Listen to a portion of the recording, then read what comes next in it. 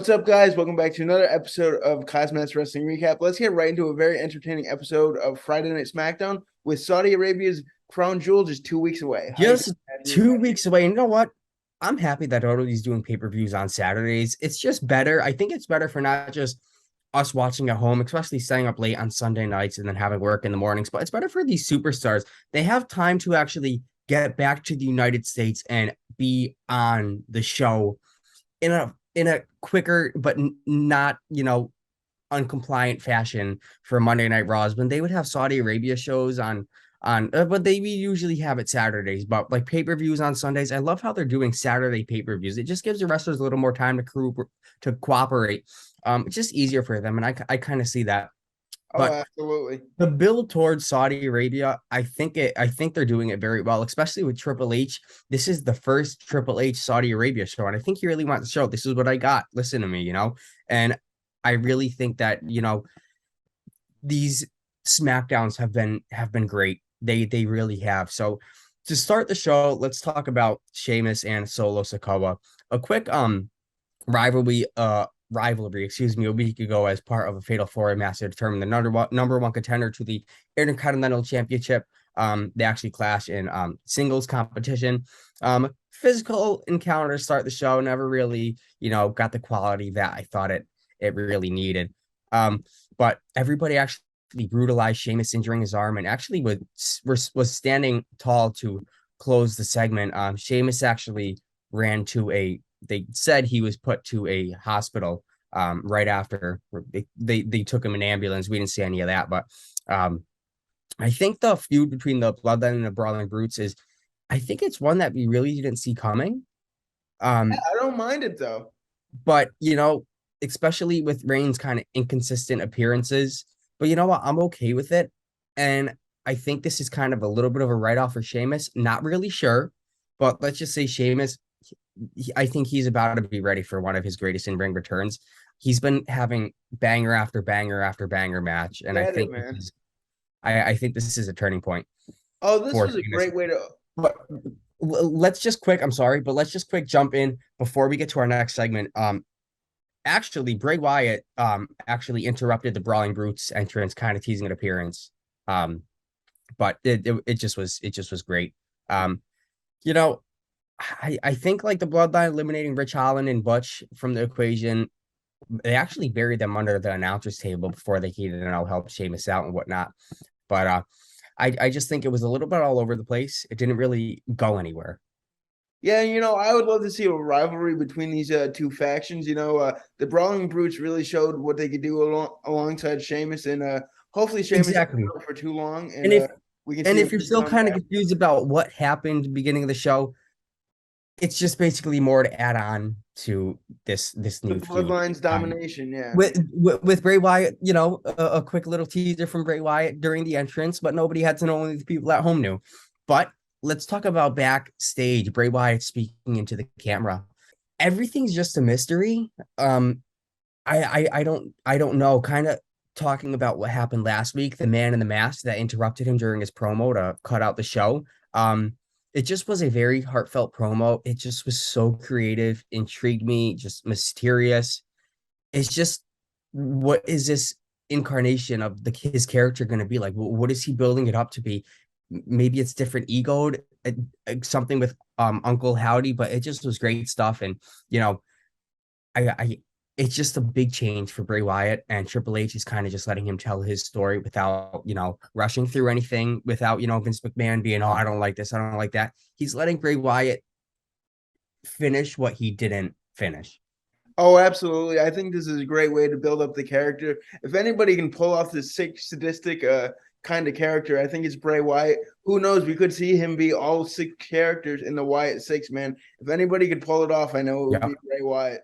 absolutely. Now, pulling it off, let's talk about, well, Liv Morgan, who took a nice L from Ronda Rousey just a few weeks ago at Extreme Rules. Kind of a character change for Liv Morgan, as she took on Sonya Deville. We weren't really teased much besides, Liv Morgan, just she just acted odd, but nothing too crazy where you're like, okay, what's going out? But Liv Morgan actually was beating up Sonya Deville. outside the ring on the apron, where both men ended up being cowsed out. Liv Morgan was completely unfazed, actually throwing a bunch of chairs into the ring, superplexed Sonya Deville into those steel chairs. It's like she enjoys pain or suffering of her opponents. Not really sure what this is gonna bring for Liv Morgan, but apparently there's something that's going on. Maybe she has alter ego. I don't know, but it's keeping her relevant, especially after losing the title to Ronda. Oh, absolutely. I love this new aggressive side of Liv Morgan after putting Sonya Deville through that table off that stanchion last week and then, just brutalizing her with the chairs this week. I love this Right. build that they got her going on. They took the title off of her, but they're not putting her in the background. And I'm excited to see what she does next. Absolutely. Now, as we want to build more towards Saudi Arabia, WWE is doing a great. Um, I think they're creating a good storyline between this. It could be better, but it's what we got, and I think we have to run with it. But last Monday, MVP actually issued a warning to Braun Strowman on behalf of him and Omos that they would appear on SmackDown going face to face. Basically, Braun Strowman calls out Omos. MVP comes as a mouthpiece, and then eventually we see Omos come down to the ring. A stare off. Omos actually throws Braun Strowman outside of the ring. That kind of was the end of it. Ended the segment. Braun was all pissed off, but I I know we're not going to really see a crazy clash, but I don't see Braun Strowman taking an L at Crown Jewel against Omos, especially after coming back to WWE. Oh yeah, absolutely not. You know what? This match isn't going to be a master class. It's not going to be like a Chad Gable Dolph Ziggler match by any means. But I would expect to see Braun Strowman pick up a big win and kind of bury Omos if I had to. For sure. For sure. And keeping the ball rolling, they really wanted to get us intrigued for Crown Jewel as backstage Drew McIntyre revealed that he will battle Karen Cross in a steel cage match. It bring Oh out boy, the here inner we go. demon in Drew McIntyre. So that's what I'm really looking forward to Saturday in 2 weeks. We actually saw Damage Control take on Raquel Rodriguez and Shotzi. So EO, Sky and Dakota Kai versus Raquel, excuse me, and Shotzi. I have my retainers and I can't even talk for the women's tag team championships. Not really anything specific, anything crazy, but action broke out. I didn't expect any new crowned tag team champions tonight, and that didn't happen. Bailey was ringside, ended up helping Sky and Kai defeat Shotzi and Rodriguez to retain. But you know what? I think this match was good. I think, I think Damage Control still has a little more to prove, but I do see them on the uprise, but I'm not sure what's going to be, in the near future with Raquel and Shotzi. But I hope WWE does have a little trick up their sleeve for them because they are very talented, even if they aren't going for the titles. You said it. They're very talented. One thing I got to give to Raquel Rodriguez, it just seems like she could work with anybody, whether that be tag team or singles competition. I really see big things in her future. And you know what? Shotzi really showed that she can also hang in the ring with any women's superstar on the SmackDown or Raw roster. So I'm excited to see what the team does next. But Damage Control, they're controlling that division. I think I could say for the last three segments of the night, kind of quick segments before we end this video. I think WWE is doing a great job, kind of, not just putting on not just a great performance, not just storytelling, but they're good at teasing. So let's talk about Legado del Fantasma, who were backstage cutting a promo from locker room, kind of touting their upcoming dominance on SmackDown, especially with Zelina Vega. Hit Row then actually watching elsewhere. B-Fob, unimpressed, Top Dollar, Ashante. I think it was B-Fob who said, "You guys come with me. I have an idea, blah, blah, blah." But it ended up causing some attention. And I was thinking, ooh, what do they have planned? And then they walked off the segment. So I think this is something we're gonna see in the next week or so, slowly building up. But I do see something coming up of Triple H's sleeve when it comes to Legado del Fantasma, the four of them versus the three, B-Fob, Top Dollar, and Ashante. Now, I think what I want to talk about next, I really am happy about Rey Mysterio on SmackDown. So he is battling Ludwig Kaiser in a contenders match to be placed in a championship match against Gunther at Crown Jewel. Fun match. Fun match. It ended up being just Rey Mysterio alone with Ludwig Kaiser after he did the tease of the steel chair shot from Gunther, who was actually thrown outside and back. He was ejected from ringside, basically.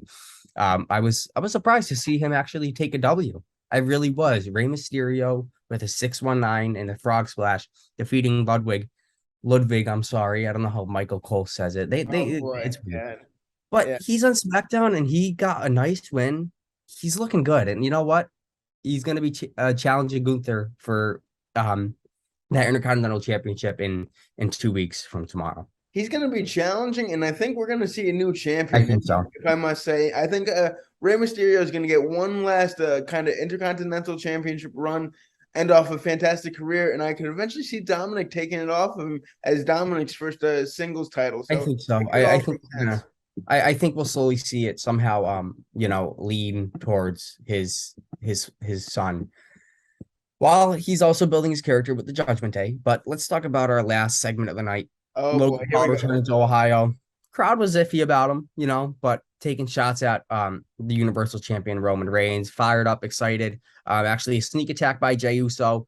Sami Zayn actually appears, providing a distraction that allowed actually Logan Paul to rock Jey Uso. But I guess what actually happened, like before any of this, right at the beginning of the show, Roman Reigns actually supposedly demanded that nobody, especially Jey Uso, who's been causing havoc a little bit as of late, does not interfere anything throughout the night as Logan Paul is supposedly set to make his statement to close the show, and that's exactly what happened.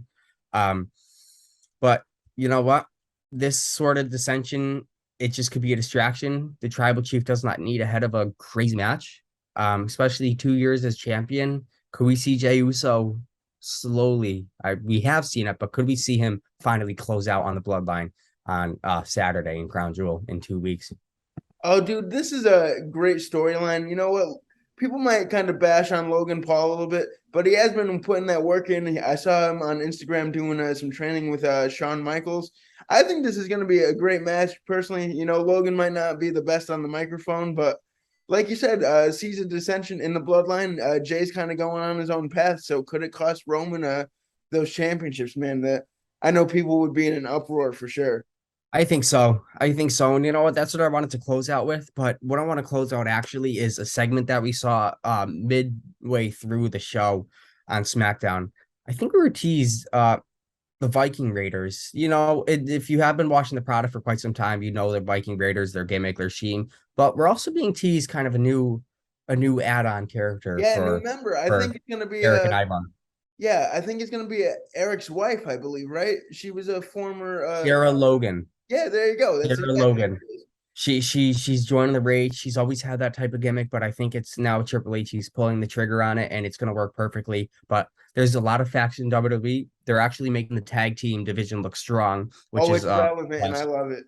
It Dude, it very is, and I look forward to tag team championship matches. I look forward to all that every night now. So without further ado, I think we should end the show on a positive note. We are finally getting good factions back in WWE. oh, dude, you said it. Let us know what you guys think about the factions. I mean, I think Triple H is doing a great job. Let us know what you thought about tonight's show. Always like, comment, and subscribe, and we will see you Tuesday with a Monday Night Raw recap.